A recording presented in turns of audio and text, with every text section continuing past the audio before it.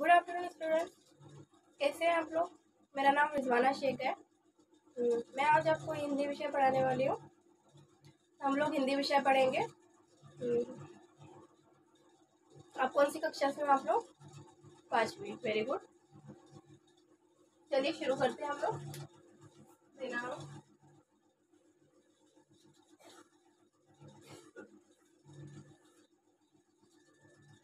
22/11/21।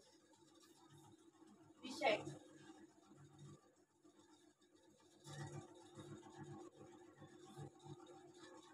हिंदी।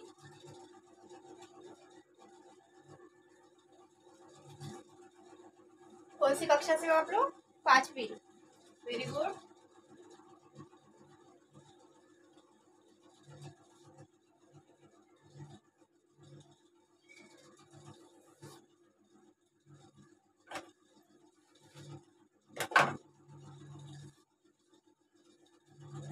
तो हम लोग आज हिंदी विषय पढ़ने वाले हैं। हिंदी विषय के अंतर्गत हमारी पहली इकाई हो चुकी है, तो हम दूसरी इकाई से पार्ट नंबर 3 पढ़ेंगे। तो आप सभी लोगों को भाई बहन है। आप बताइए आयुष, आपको भाई है? Very good. तो हम भी यहाँ जैसे आपको आपके परिवार के अंतर्गत भाई बहन होते हैं, जैसे आयुष को भाई है उनका, तो ये हो गए 2 भाई। तो ऐसे इसी प्रकार हम लोग एक कहानी पढ़ेंगे मनोहरपुर की। मनोहरपुर की कहानी है जिसके अंदर 2 भाई है, दोनों किसान हैं और वो खेती करते हैं। गांव के अंदर हम जानते हैं कि गांव के अंदर ज़्यादातर लोग खेती करते हैं, खेती करके ही अपना पेट भरते हैं। तो खेती करके वो अपना घर गृहस्थी जो भी है, अपने बाल बच्चे पालते और अपनी गृहस्थी चलाते। तो इसी ऐसा ही एक पार्ट है हमारा भाई भाई का प्रेम। ऐसा ही है ना बच्चों, भाई भाई का, यस, भाई भाई का प्रेम। तो पार्ट नंबर 3 भाई भाई का प्रेम के अंदर हम एक किसान दो भाई है जो किसान हैं और मनोहरपुर के रहने वाले हैं, तो वो पढ़ेंगे। तो चलिए हम शुरू करते हैं। क्या है हमारा पाठ का नाम? घटक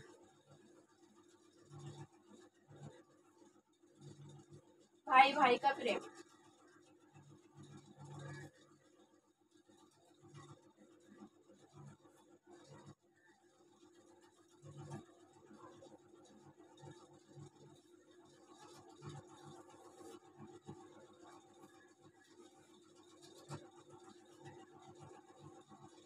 हमारे पाठ का नाम है भाई भाई का प्रेम। प्रेम का सभी को पता है, प्रेम किससे कहते हैं? प्रेम मीन्स प्यार।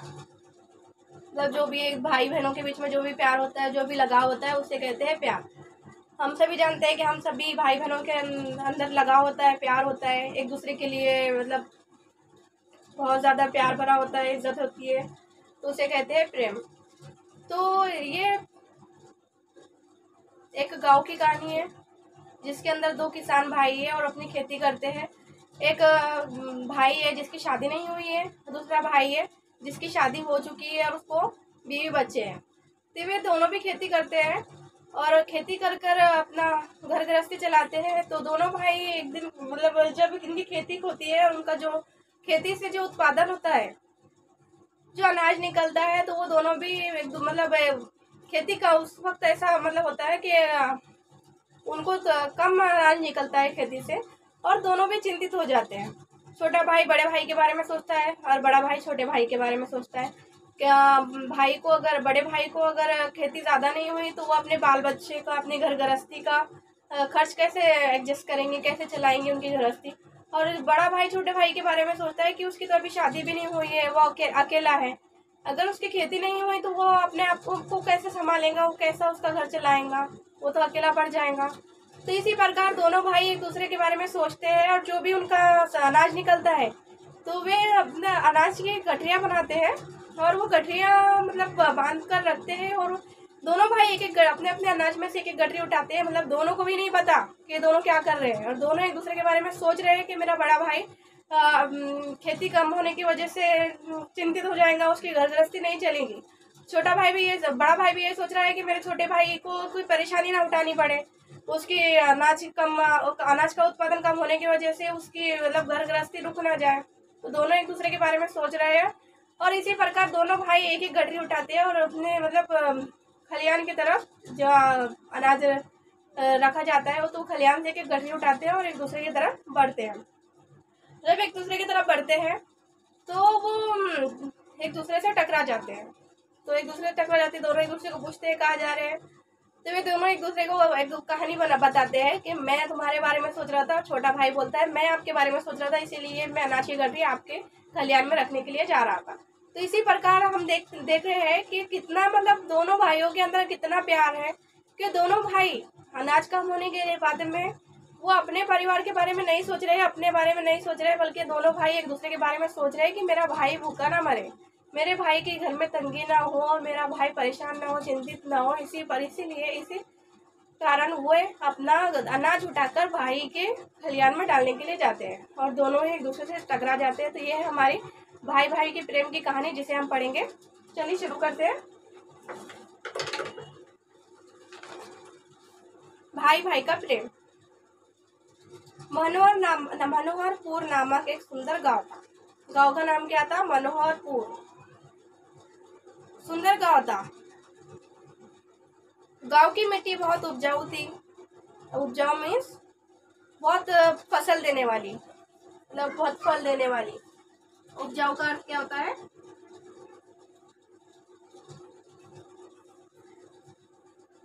फल देने वाली।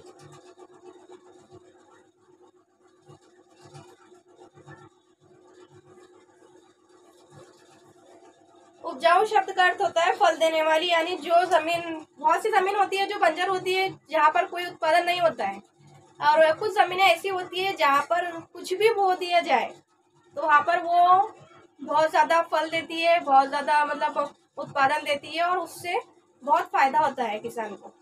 तो इसी प्रकार मनोहरपुर नामक एक सुंदर गांव था। गांव की मिट्टी बहुत उपजाऊ थी। उनके गांव की मिट्टी बहुत उपजाऊ थी, अतः गांव के अधिकांश लोग खेती किया करते थे। मैंने आपको बताया कि मतलब जो भी लोग गांव में रहते हैं उसे भी लोग, ज्यादातर लोग, अधिकांश मीन्स ज्यादातर लोग, अधिकांश का अर्थ होता है ज्यादातर।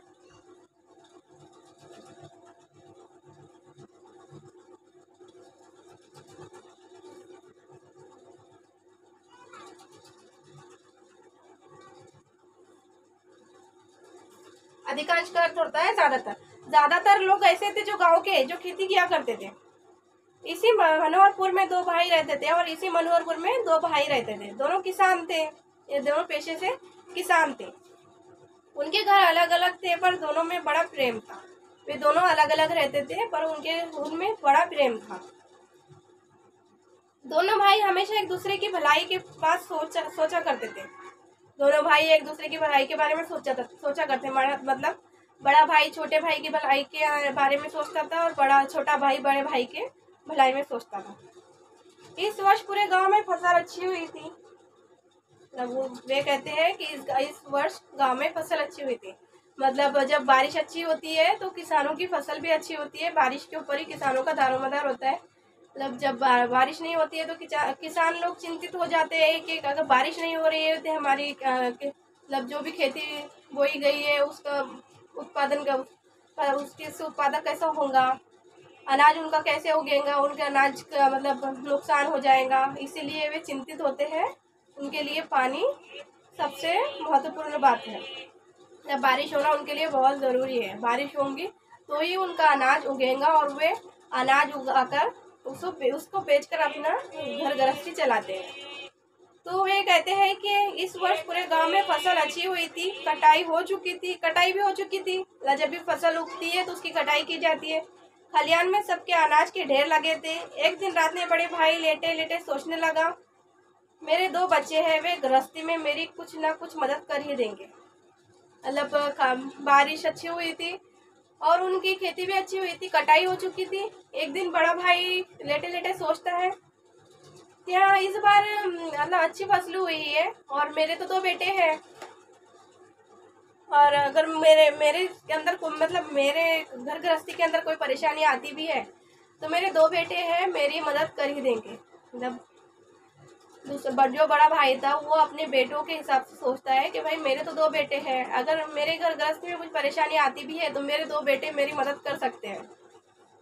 लेकिन मेरा भाई तो अकेला है, उसकी शादी नहीं हुई है, उसको बच्चे नहीं है, तो उसका उसका क्या होगा। वह अपने छोटे भाई के बारे में सोचने लगा। मेरे छोटे भाई के बाल बच्चे नहीं है, उसे सारा काम अकेले ही कर संभालना पड़ता है, इसलिए मुझे उसकी सहायता करनी चाहिए। वह सोचता है मेरे तो दो बच्चे हैं, दो बेटे हैं मुझे जो मेरी मदद कर सकते हैं, लेकिन मेरा छोटा भाई तो अकेला है, उसका क्या होगा, उसको तो बच्चे भी नहीं है, उससे तो अकेला संभालना पड़ता है अपना कारोबार, तो मुझे उसकी मदद करनी चाहिए। यह सोचकर वो उठा और खलियान में गया। यह सोचकर वो उठा और खलियान में गया। खलियान मीन्स जहाँ मतलब सामान रखा जाता है उनका, मतलब जो अनाज निकलता है, उसकी कटाई की जाती है, अनाज निकल जाता है, और जहाँ सामान रखा जाता है मैदान टाइम, तो उसे खलियान कहते हैं। खलियान में आने अपने अनाज के ढेर से उसने 10 पोटरी अनाज बांधा। पोटरी मीन्स मतलब गठरी। गठरी मीन्स का मतलब होता है पोटली, पोटरी, जो ऐसे पोटरी बांधी जाती है, पोटरी का 10 पोटरी अनाज बांधा उसने। उनमें से एक गठरी सिर पर रखकर छोटे भाई के ढेर की ओर पड़ा, चल पड़ा। मतलब उसने जो 10 पोटरी अनाज निकला था उसमें से एक गठरी निकाला उसने और अपने छोटे भाई की तरफ चल पड़ा। ठीक उसी समय छोटा भाई भी अपने घर में बैठा सोच रहा था। देखिए, बड़ा भाई इधर अपने छोटे भाई के बारे में सोच रहा है और छोटा भाई भी उसी प्रकार अपने बड़े भाई के बारे में सोच रहा है।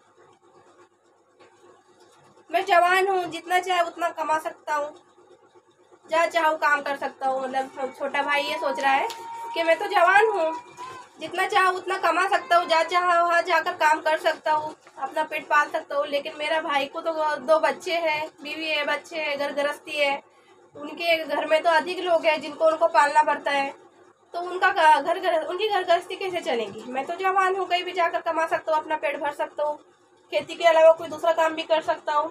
तो वे ऐसे सोचने लगा। किसी कारणवश यदि खेती में फायदा नहीं हुआ तो कोई दूसरा काम कर लूंगा। वे कहता है कि अगर किसी कारणवश मेरी अगर खेती में कोई मतलब फायदा ना भी हुआ, मतलब इसकी खेती, वो सोच रहा है कि अगर किसी कारणवश अगर बारिश नहीं होती है या फिर कुछ नुकसान हो जाता है खेती का, तो अगर किसी कारणवश उसकी खेती नहीं भी हुई, उसको अनाज में फायदा हो नहीं भी हुआ, तो वे कोई दूसरा खेती छोड़कर कोई दूसरा काम कर सकता है, क्योंकि वो एक अट्ठा कट्टा इंसान है, उसकी शादी भी नहीं हुई है, वो जवान है, और अट्ठा कट्टा इंसान होने के कारण वो कोई दूसरा काम भी कर सकता है और अपना पेट पाल सकता है, अपनी घर गृहस्थी चला सकता है, और वे अकेला है। लेकिन उसके भाई के घर में बीवी है, बच्चे हैं, तो वे अगर उसकी मतलब खेती नहीं होती है अच्छे से, तो वो अपना घर गृहस्थी कैसे चलाएगा। इसी प्रकार छोटा भाई बड़े भाई के बारे में सोचता है, बड़ा भाई छोटे भाई के बारे में सोचता है। किसी कारणवश यदि खेती का फायदा नहीं हुआ तो कोई दूसरा काम कर लूंगा, मेरा खर्च कम है, लेकिन मेरे बड़े भैया तो बाल बच्चे वाले हैं। वे कहता है कि मेरा खर्च तो कम है, लेकिन मेरे बड़े भैया तो बाल बच्चे वाले हैं। घर गृहस्थी का खर्च अधिक है, मतलब घर गृहस्थी का खर्च अधिक है। हम सभी जानते हैं कि घर के अंदर 4 लोग होते हैं, तो घर का खर्च अधिक ही होता है। तो वह अकेला है, तो उसे कम पैसों में भी उसका चल जाता है, लेकिन उसके बड़े भैया को बाल बच्चे हैं, इसीलिए उसका खर्च भी ज़्यादा होगा, बीवी का खर्च, बच्चों का खर्च, इन सब का ज़्यादा खर्च होगा। और वे अगर उसका खेती नहीं हुई तो वे अपने घर गृहस्थी को कैसे चलाएंगे। इसी प्रकार छोटा भाई बड़े भाई के बारे में सोचता है कि बड़े भैया अपनी घर गृहस्थी कैसे चलाएंगे।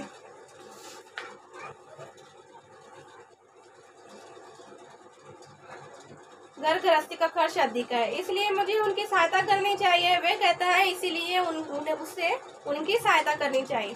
वो भी उठा और खलियान में गया, खलियान में अपने अनाज के ढेर में से उसने भी 10 गठरी अनाज बांधा। उसने भी अपने खलियान में से 10 गठरी अनाज बांधा। गठरी में पोटरी मैंने आपको बताया है, आप अपनी बुक में भी देख सकते हो। पोटरी किसे कहते हैं मैं बताती हूँ आपको, कोई कंफ्यूजन नहीं होना चाहिए। देखिए, ये 2 आदमी है, इनके सर पे एक एक पोटरी है, तो इसे कहते हैं पोटरी, पोटरी गठरी जो भी बोलना चाहेंगे। खलियान में अपने अनाज के ढेर में से उसने भी 10 गठरी अनाज बांधा। उसने एक गठरी सर पर उठाकर बड़े भैया के ढेर की ओर बढ़ा। उसने भी अपने बड़े भाई की तरह 10 गठरी अनाज बांधा और एक गठरी उठाकर बड़े भाई के घर की तरफ बढ़ा। आधी रात थी, हाथ को हाथ भी नहीं दिखाई देता था। मतलब एक घनी रात थी, घना अंधेरा था। आधी रात हो चुकी थी, बहुत अंधेरा था, जैसे कि हाथ को हाथ भी नहीं दिख रहा था। मतलब जब वो हाथ को हाथ नहीं दिख रहा था तो अंधेरा अंधेरी रात थी, घना अंधेरा था। इस वातावरण में दोनों भाई धीरे धीरे एक दूसरे के अनाज के ढेर की ओर बढ़ रहे थे। अंधेरा होने के बावजूद भी दोनों भाई एक दूसरे की ओर बढ़ रहे थे। अचानक वे एक दूसरे से टकरा गए और वो अंधेरा होने के कारण एक दूसरे को दिखाई नहीं दिए होंगे और एक दूसरे से टकरा गए। दोनों चौंक कर एक साथ बोले, कौन?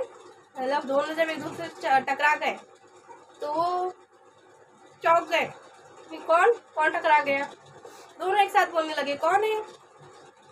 दोनों भाइयों ने एक दूसरे को देखा।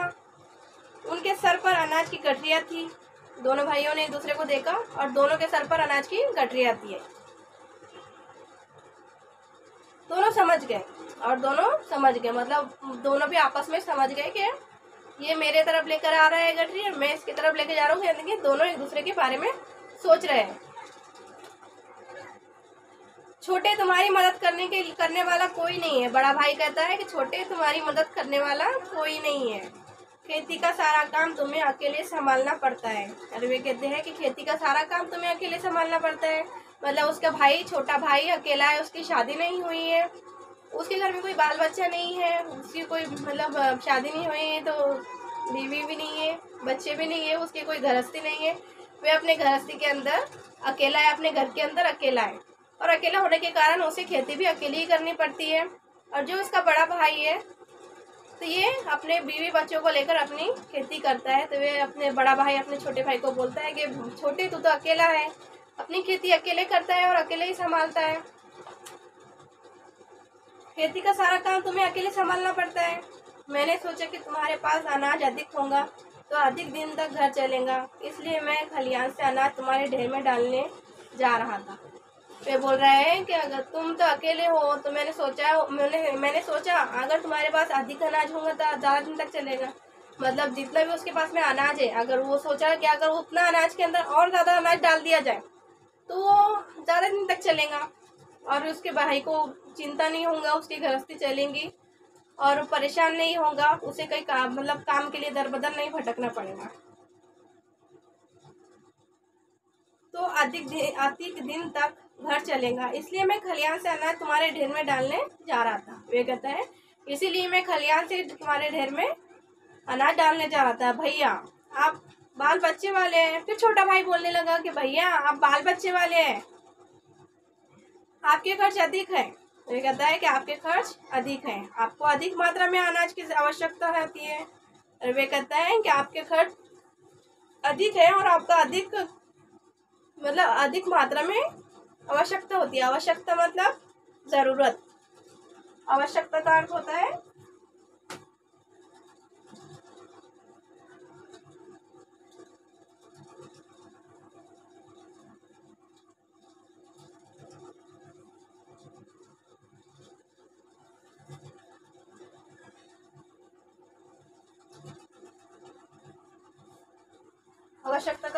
जरूरत।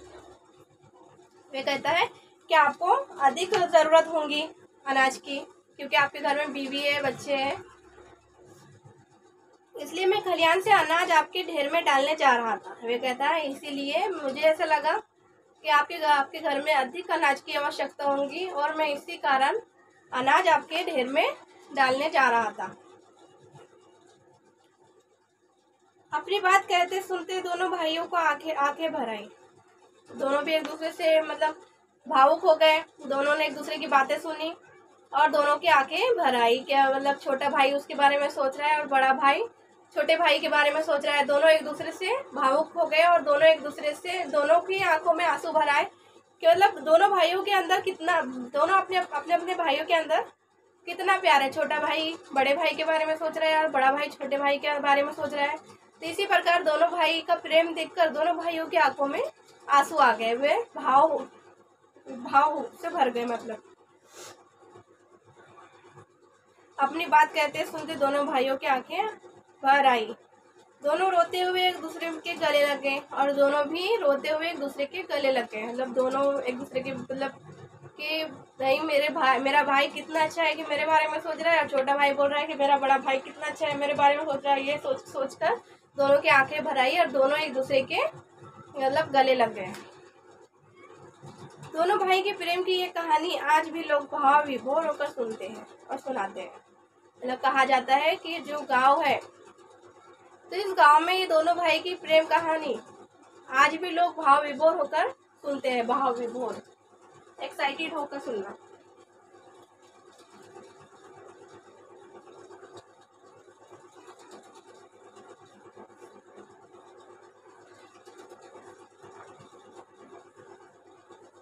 भाव विभोर का अर्थ होता है एक्साइटेड होकर सुनना या उत्साह से सुनना, मतलब बहुत इंटरेस्ट लेकर सुनना।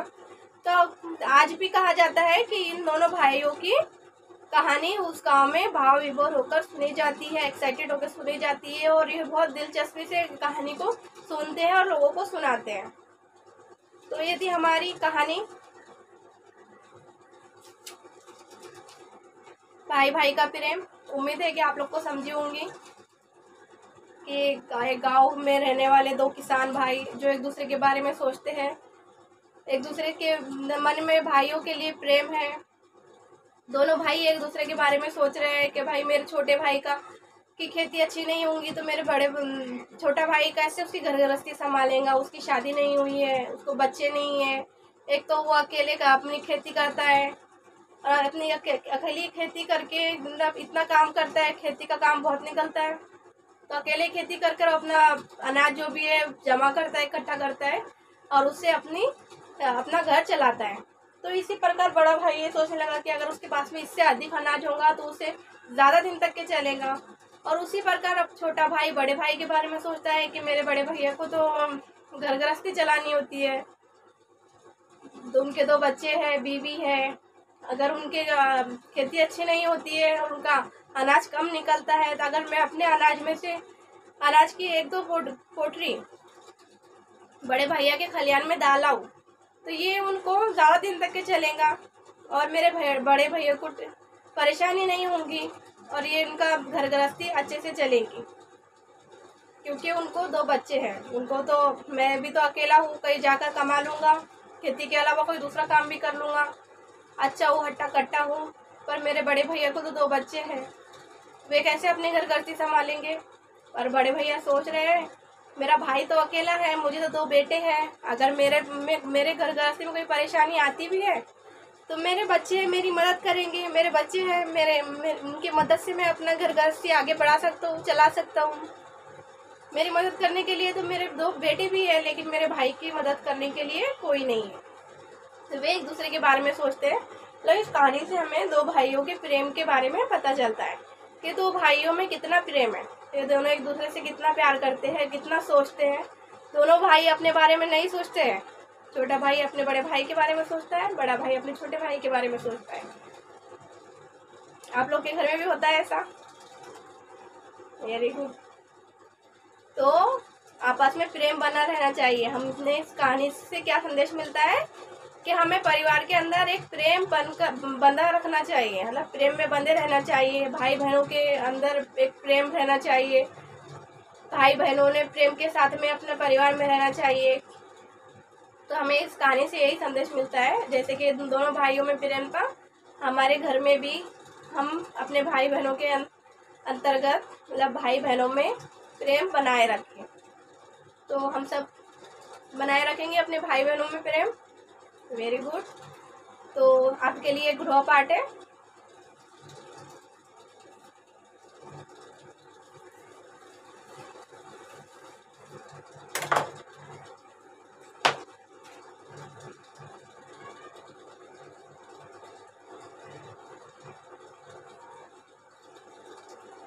आपके लिए गृह पाठ है, इस कहानी से आपने क्या सीखा उसे लिख कर लाए।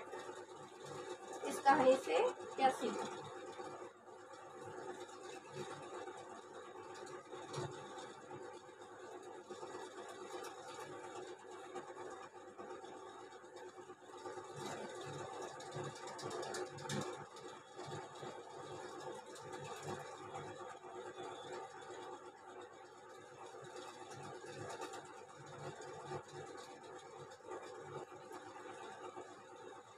आपके लिए एक गृह पाठ है। इस कहानी से आपने क्या सीखा? सॉरी,